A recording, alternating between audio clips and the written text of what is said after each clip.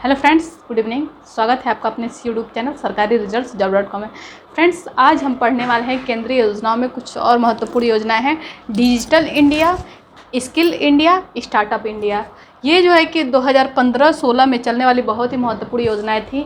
इसका जो है कि मोटो और जो इसका टैग है, ठीक है, टैगलाइन, ये मैक्सिमम पूछा जाता है एग्ज़ाम में, ठीक है। करंट अफेयर बना के पूछा था, तो ऑलरेडी आपके में तो योजनाएं पूछने ही वाला है, तो इसे क्वेश्चन बन सकते हैं।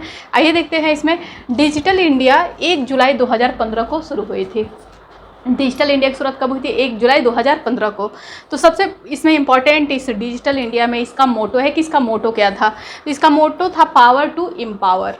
क्या था? पावर टू एम्पावर, ठीक है। ये आपके ऑप्शन में देगा, इस तरीके का क्वेश्चन बनता है तो पूछेगा कि डिजिटल इंडिया का मोटो क्या था, ठीक है। तो है पावर टू एम्पावर। इसका उद्देश्य क्या था? डिजिटल इंडिया योजना जो आई उसका उद्देश्य क्या था? तो उसका उद्देश्य था कि भारत को तकनीकी रूप से सशक्त करना, यानी कि जितनी भी टेक्नोलॉजी है भारत को पूर्णतः टेक्नोलॉजी से युक्त करना। कोई भी काम हो तो टेक्नोलॉजी के माध्यम से हो, काम कम समय में तेज़ी से हो, पूरा भारत डिजिटल हो, वो पेमेंट को लेके हो, ठीक है, या फिर किसी भी तरीके के भुगतान को लेकर हो तो वो डिजिटली हो जाए। इस पर सबसे ज़्यादा बढ़ावा देने के लिए 2015 में इस पे कार्य शुरू किया गया, ठीक है।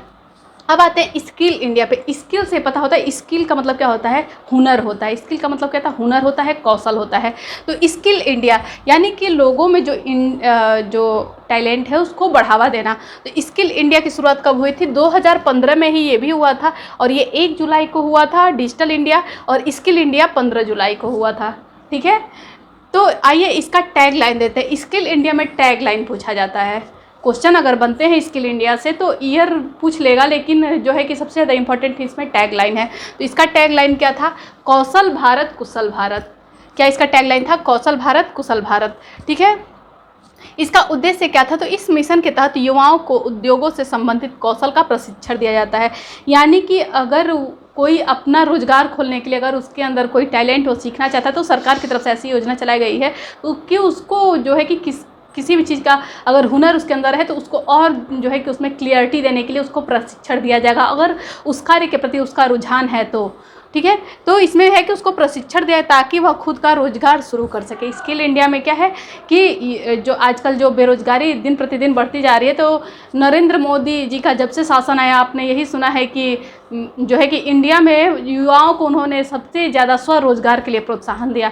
उसी को लेकर के ये योजना थी स्किल इंडिया, ठीक है, ताकि युवा खुद का रोजगार कर सके, ठीक है।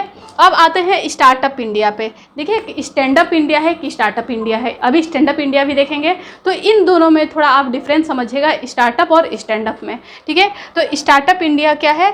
ये 16 जनवरी 2016 को शुरू की गई। 16 जनवरी 2016 को स्टार्टअप इंडिया शुरू की गई। इसका उद्देश्य क्या था? इस योजना का मुख्य उद्देश्य स्टार्टअप को बढ़ावा देना था, यानी कि रोजगार को बढ़ावा देना, धन को बढ़ावा देना। स्टार्टअप इंडिया यानी कि इंडिया का उदय हो, इंडिया ऊपर उठे, ठीक है, इंडिया की एक नई शुरुआत हो, एक नई सुबह हो। तो स्टार्टअप इंडिया में यही है कि धन का सृजन करना, रोजगार को बढ़ावा देना, ठीक है। और जितनी भी योजनाएं चली उसमें जो है कि बिजनेस को बढ़ावा देना, स्वरोजगार को बढ़ावा देना, यही जो है कि 15-16 से लगातार इसी तरीके की योजनाओं पे ज़्यादा बल दिया गया। लेकिन हर एक योजनाओं में थोड़ा थोड़ा सा डिफरेंस है और वही पूछता है, तो इसको आप ध्यान देंगे। अच्छा, इसका लाभ क्या था? स्टार्टअप इंडिया का लाभ क्या था? तो लाभ था कि स्टार्टअप कारोबारियों द्वारा कमाए जाने वाले मुनाफे पर व्यवसाय शुरू होने के पहले 3 साल तक इनकम टैक्स में छूट होगी। इसका क्या था कि अगर आप स्टार्टअप इंडिया के तहत कमाते हैं तो जाहिर सी बात है कि लोन इसके तहत लेंगे, स्टार्टअप इंडिया के तहत। तो उसमें है कि अगर आप अपने वो पैसे जमा करते हैं तो उसमें जो है कि छूट जो होती है, जो आपका इनकम टैक्स लगता है, वो पैसे अगर आप कमा रहे हैं तो उसमें उसको जमा करने पे स्टार्टअप इंडिया के तहत आ रहा है, तो उसमें जो है कि 3 साल तक आपको आपकी कितनी भी कमाई हो आपसे कोई भी टैक्स नहीं लिया जाएगा, इनकम टैक्स छूट रहती है, जो कि बहुत अच्छी चीज़ है, ठीक है, कि 3 साल तक, शुरुआती 3 साल में इनकम टैक्स में छूट रहती है। ये इसकी विशेषता है स्टार्टअप इंडिया की, ठीक है। अब आइए नेक्स्ट योजनाओं को देखते हैं। आइए अब आगे की योजनाओं को देखते हैं। हमने पहले बताया स्टार्टअप इंडिया, अब है स्टैंडअप इंडिया। स्टार्टअप इंडिया की शुरुआत कब हुई थी? 16 जनवरी 2016 को। 2016 में ही स्टैंडअप इंडिया भी आया, लेकिन ये कब आया? 5 अप्रैल को आया, ठीक है। आप ये डेट याद रखेंगे और स्टैंडअप इंडिया और स्टार्टअप इंडिया में अंतर देखेंगे, ठीक है। इसका उद्देश्य क्या है कि देश में स्टैंडअप इंडिया का में क्या था कि देश के मतलब कारोबार के लिए बढ़ावा देना, ठीक है, कारोबार को बढ़ावा देना।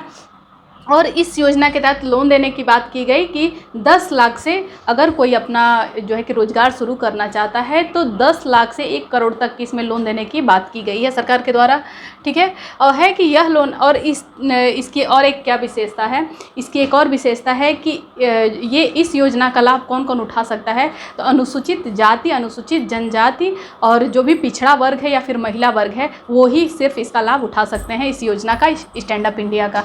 आइए अब नेक्स्ट देखते हैं प्रधानमंत्री उज्ज्वला योजना। उज्ज्वला से क्या है कि उज्ज्वला से ही हमको पता है कि ईंधन से इसका मतलब है, उज्ज्वला का मतलब ईंधन से संबंधित है, ठीक है।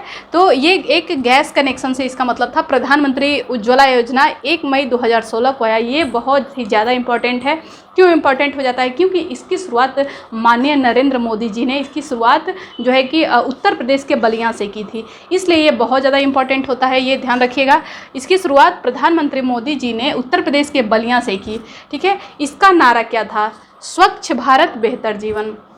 जैसे कि पहले के समय में क्या होता था कि जो है कि गरीब तबके के जो परिवार होते थे वो चूल्हे पे खाना बनाते थे, तो उससे जो निकलने वाले धुएं होते थे वो लगातार जो है कि उनके सांसों के माध्यम से, मुंह के माध्यम से अंदर जाते थे, तो मैक्सिमम लोगों को जो है कि टीबी या अन्य तरीके की बीमारियां होती थी इस धुओं की वजह से, ठीक है।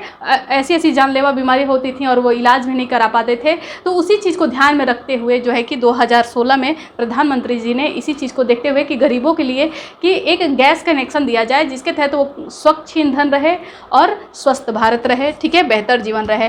तो इसका टैगलाइन था स्वच्छ ईंधन बेहतर जीवन। उद्देश्य क्या था? यह योजना एक धुआं रहित यानी कि वही गैस पे खाना बनाने से मतलब है कि चूल्हे पे खाना ना बनाना पड़े, ठीक है। यह योजना एक धुआं रहित ग्रामीण भारत की परिकल्पना करती है, यानी कि एक ऐसी परिकल्पना जिसमें हो कि हमारा भारत जो है कि धुआं रहित हो, इसमें गरीब से गरीब परिवार को भी गैस कनेक्शन मिले और वो उस पर खाना पकाएं, ठीक है, परिकल्पना करती है। और इसका लक्ष्य क्या है? गरीबी रेखा से नीचे रह रही महिलाओं को रियायती एलपीजी गैस उपलब्ध करवाना, यानी कि एलपीजी का कनेक्शन देना। एलपीजी का फुल फॉर्म क्या होता है? लिक्विड पेट्रोलियम गैस, ठीक है, ये चीज़ आप याद रखिएगा। तो महिलाओं को रियायती एलपीजी कनेक्शन उपलब्ध करवाना इसमें सरकार का ये लक्ष्य था, ठीक है। अब आते हैं, देखते हैं उड़ान योजना पे। एक हमने उड्डयन योजना भी बताया था, उसमें क्या था कि किसान जो है कि उस योजना के तहत सरकार के द्वारा क्या सुविधा मिली थी, जो है कि ग्रामीण किसान है वो किस तरीके से अपने, जैसे कि होता है कि किसी भी चीज़ का उत्पादन उसी क्षेत्र में हो तो उसका मूल्य कम मिलता है, लेकिन वही कहीं दूसरे स्टेट में भेजते हैं, दूसरे कंट्री में भेजते हैं वही फल सब्जियाँ, तो उसका दाम दुगुना हो जाएगा। तो वो कैसे पॉसिबल है? अगर हम जो है कि नॉर्मल यातायात से भेजें तो वो सड़ गल जाएंगे वहाँ तक पहुँचते पहुँचते सब्जियां। तो यहाँ पे उड्डयन योजना में बात की गई कि एरोप्लेन के द्वारा, हवाई जहाज के माध्यम से बिल्कुल कुछ समय में ही जो है कि ताज़ा फलों को, ताज़ा सब्जियों को एक स्थान से दूसरे स्थान तक पहुँचा देना। उसमें किसानों को, उनको जो है कि बेहतरीन मूल्य प्राप्त होगा, उनकी लागत से कई गुना ज़्यादा प्राप्त होगा, जिससे कि किसान समृद्ध बन सकेंगे। वो एक योजना आई थी।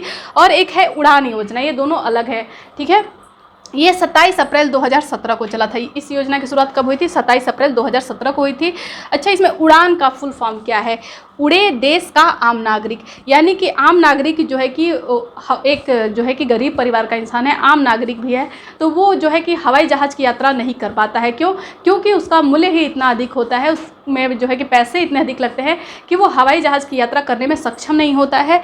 तो ये प्रधानमंत्री के द्वारा योजना चलाई गई है कि इस योजना के तहत जो आम नागरिक है वो कम पैसे में, कम लागत में ही जो है कि हवाई जहाज़ की यात्रा कर सकता है। तो उद्देश्य क्या है कि इस योजना के तहत आम लोगों को हवाई जहाज यात्रा सुविधा कम पैसे में मुहैया कराने की कोशिश की गई।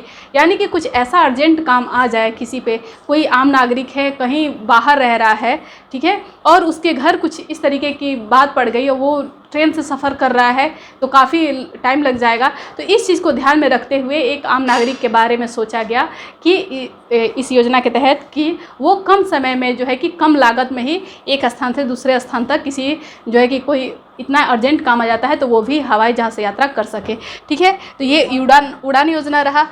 आज हमने 6 योजनाओं को देखा। अब आगे के क्रम में ऐसे ही, अब जो है कि जो भी लगातार पीछे से प्रीवियस क्लासेस जो चली थी एक, और ये सब जो है कि एग्ज़ाम को देखते हुए हमने पहले तो सारी योजनाएं हमने पढ़ा दी क्रम से। अब जो है कि हम जो भी इम्पोर्टेंट दिख रहा है बस इम्पोर्टेंट योजनाएं उठा रहे हैं, उत्तर प्रदेश को लेकर भी बताएंगे, ताकि एक भी योजना है, ये जो 2-3 क्लासेज हैं इंपॉर्टेंट तो सारे क्लासेस हैं, लेकिन ये 2-3 क्लासेस जो है कि जिसकी ज़्यादा पॉसिबिलिटी है एग्ज़ाम में आने की, ये 2-3 क्लासेस योजनाओं को लेके चल रही हैं। तो आप योजनाओं को सही ढंग से पढ़ें, लगातार वीडियो से बने रहें ताकि आपको जो है कि बेहतरीन एक कंटेंट मिल सके। अगर वीडियो पसंद आते तो प्लीज़ लाइक, सब्सक्राइब और ज़्यादा से ज़्यादा शेयर करें। Thank you for watching this video.